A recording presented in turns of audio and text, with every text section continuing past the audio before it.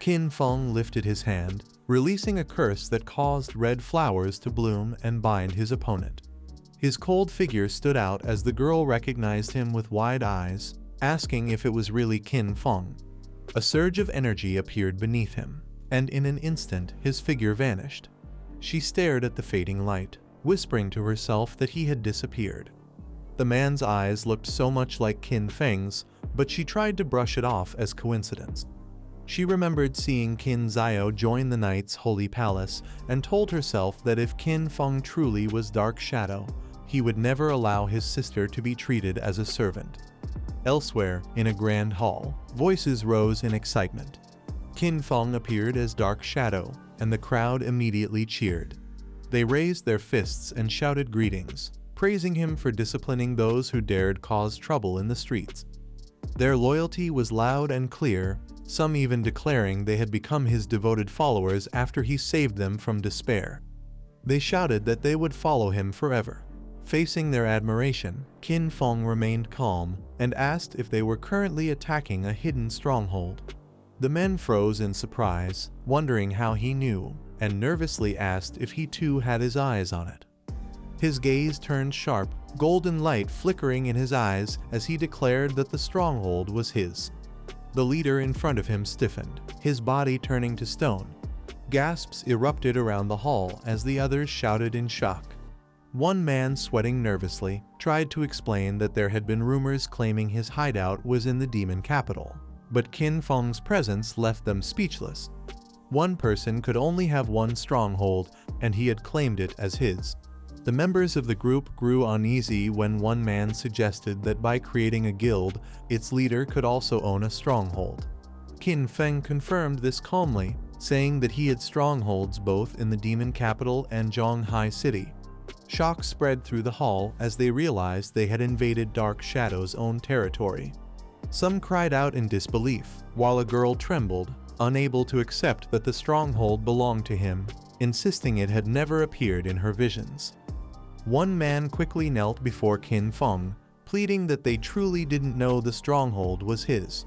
He asked what they should do now, how they could make up for it. Qin Feng looked down at him coldly and explained that they had damaged his gates, and repairing them would cost a lot. Then, without hesitation, he demanded 500 years of lifespan as compensation. The leader screamed in shock, unable to process the number, before collapsing lifelessly to the ground. His men shouted his title in horror.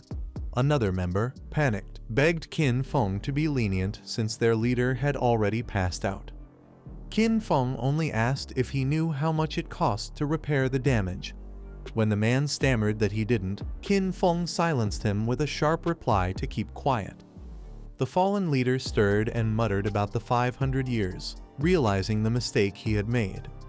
The girl rushed forward, clutching her chest, her face pale with fear. He grabbed the leader by his collar, furious, blaming him for dragging her and the entire Knight's holy palace into trouble. He admitted through clenched teeth that it was all his fault, that he had burdened everyone.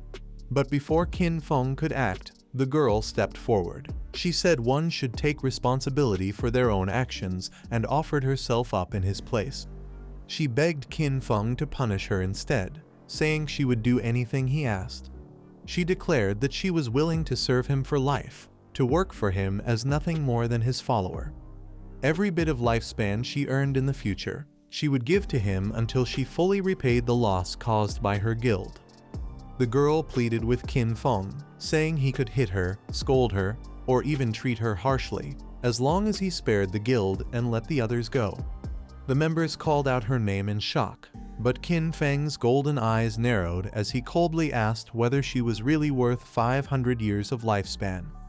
The leader's expression twisted, and he suddenly burst into laughter. With killing intent in his eyes, he grabbed the girl and threw her violently to the ground. He shouted angrily that she had nearly cost them everything by offending Dark Shadow's stronghold, and now she dared to act as if she could shoulder the blame herself. He mocked her, saying such things weren't for her to decide. She fell hard, and in the distance, she could only think that her plan to get closer to Dark Shadow had failed once again. The leader quickly turned back to Qin Feng, kneeling desperately. He admitted they were only a small guild and could never pay 500 years, begging Qin Feng to reduce the demand. He promised they would do anything possible if he was willing to compromise. Qin Feng's gaze softened slightly. He said he would not make it too difficult for them. Instead of 500 years, he asked for 100 years of lifespan directly, while the remaining 400 would be collected by gathering all the guild members who carried the killer's brand. Each branded member would contribute 1 year. Hearing this, relief washed over the leader's face, and he quickly agreed, handing over a century of lifespan on the spot. The guild scrambled to gather their members, following orders not to keep Qin Feng waiting. A glowing system message appeared before him, asking if he wished to begin repairing the stronghold, which would cost 7 days of lifespan. Qin Feng agreed without hesitation, confirming the repair. The notification glowed as it confirmed he had lost 7 days of lifespan, and his stronghold was fully restored. This is the end of the video.